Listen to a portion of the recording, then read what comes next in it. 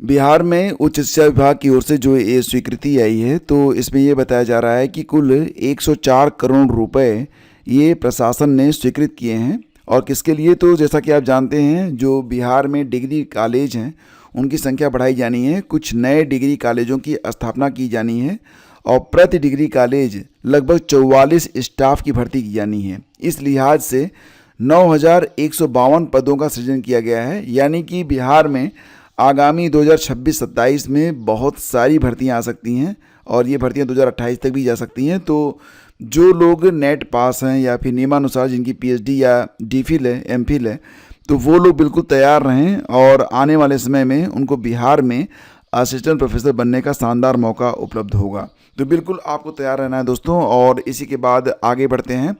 खबर है कि उत्तर प्रदेश शिक्षा सेवा चयन आयोग के द्वारा फिलहाल ये नोटिस जारी की गई है 30 अप्रैल 2026 को। और इसमें ये कहा गया है कि बहुत सारे एस्पिरेंट ऐसे भी हैं जो कि NIOS डीएलएड से 18 माह का प्रशिक्षण लिए हुए हैं। डीएलएड का उनका जो प्रशिक्षण है, एक तो ऑनलाइन लर्निंग मोड में है, ODL मोड में है, प्लस उनका जो ड्यूरेशन है वो केवल 18 महीने का है। तो फिलहाल तो पहले तो जो 18 माह के इस प्रकार के कोर्सेज थे उनको UPTT में सम्मिलित नहीं किया जाता था, लेकिन फिलहाल एक नया आदेश आया है माननीय उच्च न्यायालय की ओर से। और इस आदेश में ये कहा गया है कि निर्धारित जो अंतिम तिथि है, आप जानते हैं कि UPTT में आवेदन करने की लास्ट डेट 3 मई 2026 है।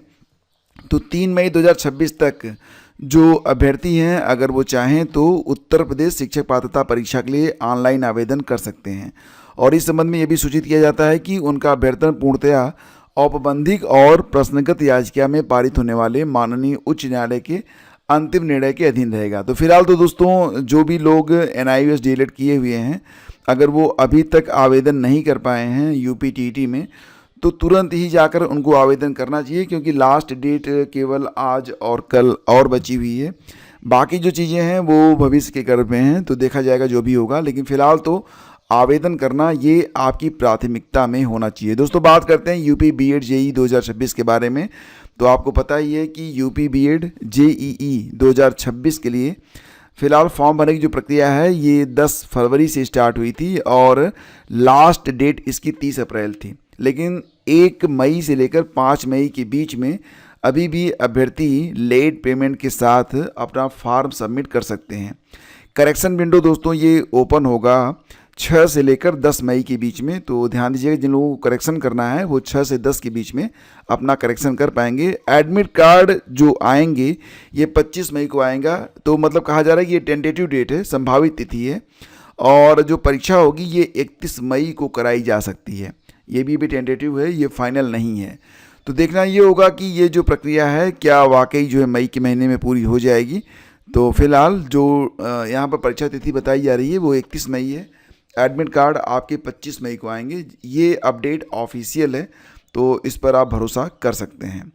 और दोस्तों आगे बढ़ते हैं। तो अगली खबर है कि सिलेंडर महंगे, पेट्रोल डीजल में वृद्धि संभव, सरकार ने उपभोक्ताओं को झटके से बचाया। तो कुछ पॉलिटिकल बयान भी तो सामने आएंगे ही आएंगे, लेकिन कमर्शियल और 5 किलो के जो LPG सिलेंडर हैं उनकी कीमतों में भारी वृद्धि देखी गई है। तो इसको देखते हुए निकट भविष्य में पेट्रोल डीजल की कीमतों के साथ जो घरेलू LPG सिलेंडर हैं उनमें भी वृद्धि की जा सकती है। तो मिला जुला के जो दाम हैं वो बढ़ेंगे तो निश्चित रूप से महंगाई बढ़ेगी, क्योंकि फ्यूल पर डिपेंड करता है सारा का सारा जो व्यापार है। और अगर फ्यूल महंगा हो गया तो सब कुछ महंगा हो गया, इतना मान चलिएगा।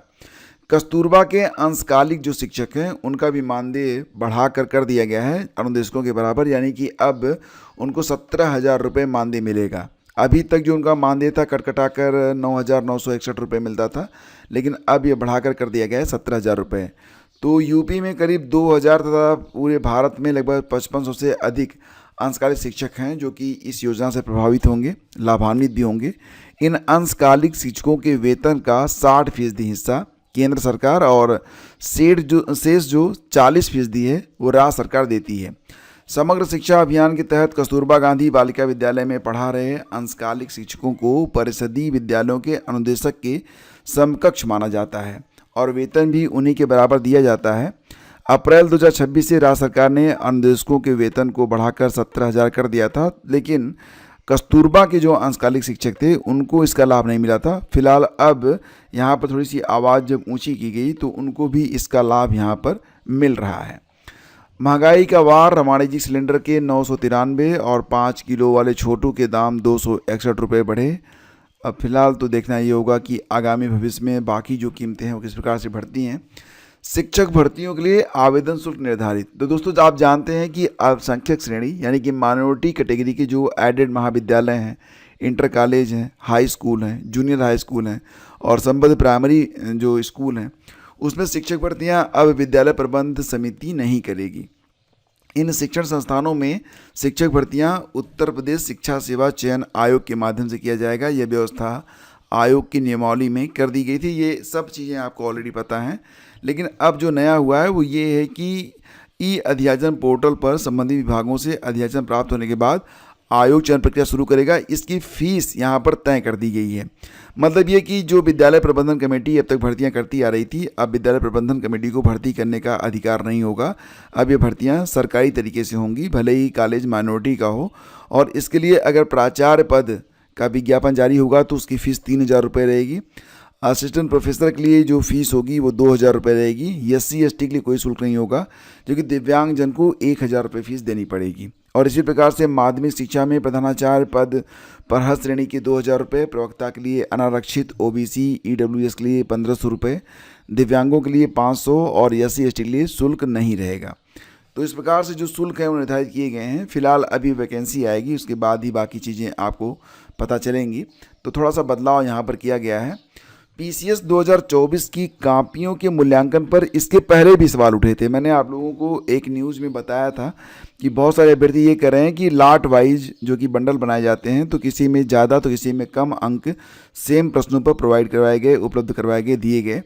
तो यहाँ पर एक बड़ा सवाल उठता है कि हाई कोर्ट के आदेश पर 30 अप्रैल को अपनी कॉपी देखने के बाद संभल में खंड विकास अधिकारी के पद पर तैनात डॉक्टर आदेश कुमार ने लापरवाही के आरोप लगाए हैं। PCS 2012 बैच में वीडियो के पद पर चयनित और MBBS डॉक्टर आदेश कुमार को नीति शास्त्र के 200 अंकों के पेपर में मात्र 37 नंबर मिले। उन्होंने बताया कि 10 अंकों वाले कई प्रश्नों में उन्हें 0 या मात्र 1 अंक दिया गया। उनका दावा है कि उन्होंने अपनी परीक्षा अंग्रेजी माध्यम में लिखी थी। उत्तर पुस्तिका देखने के बाद ऐसा प्रतीत होता है कि उनकी कॉपी का मूल्यांकन किसी ऐसे परीक्षक ने किया जो अंग्रेजी माध्यम के उत्तरों को समझने में सक्षम नहीं थे या जानबूझकर कम अंक प्रदान किए गए हैं। तो इस प्रकार का आरोप आयोग पर लग रहा है।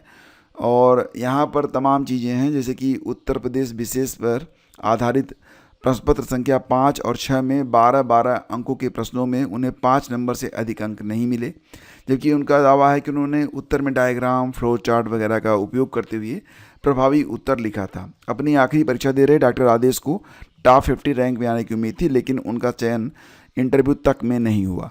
तो यहाँ पर बड़े सवाल उठ रहे हैं।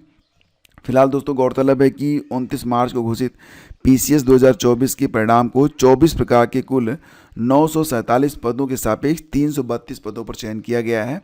और भर्ती का अंतिम परिणाम जारी होने के बाद आदेश कुमार ने RTI के माध्यम से अपनी कॉपी देखने के लिए आवेदन किया, तो आयोग से कोई जवाब नहीं मिला। इसके बाद उन्होंने हाई कोर्ट में याचिका की और कोर्ट के आदेश पर 30 अप्रैल को उनकी कापियाँ दिखाई गईं। तो ये सब चीज़ें निकल कर सामने आई हैं।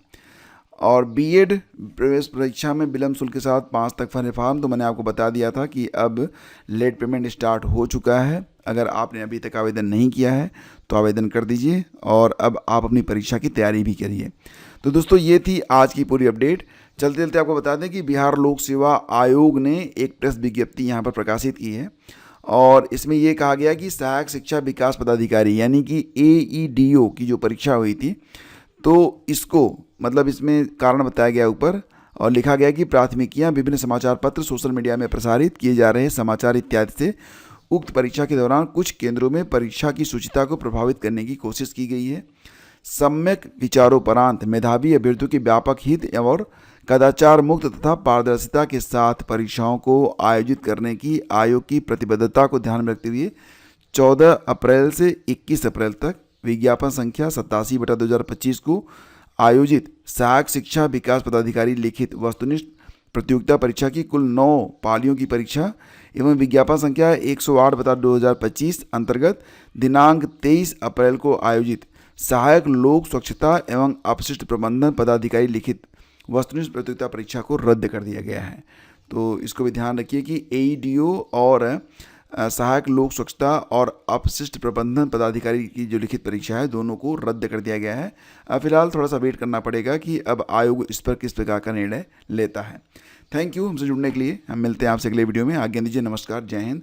देखो दोस्तों, मैं आपको बताना चाहता हूँ कि अब आपका जो करंट अफेयर है for GDC, GIC, HEO, UP, PCS आदि के लिए आपको बूस्टर डोज प्रतिदिन उपलब्ध करवाए जा रहे हैं, प्लस आपका जो मॉक टेस्ट है वो भी आपको उपलब्ध करवाया जा रहा है। तो दिन में 2 वीडियोज आपको मिलते हैं। इनकी टाइमिंग भी मैं आपके लिए सेट करने वाला हूं कि आपको ये वीडियो किस टाइम पर मिलेंगे। फिलहाल ध्यान रखिएगा कि आज जो आपका करंट अफेयर का वीडियो होगा वो 9 बजे मिल जाएगा और लगभग शाम को 7 बजे आपको मॉक टेस्ट का वीडियो उपलब्ध करवा दिया जाएगा। और देखो दोस्तों, अब आप लोग अपनी तैयारी पर थोड़ा सा गंभीरता से प्रयास करें और जो वीडियोज़ मैं आपको उपलब्ध करवा रहा हूं उनकी PDF मैं आपको पेड ग्रुप में देता हूं। पेड ग्रुप की जानकारी आपको डिस्क्रिप्शन में मिल जाएगी। Thank you.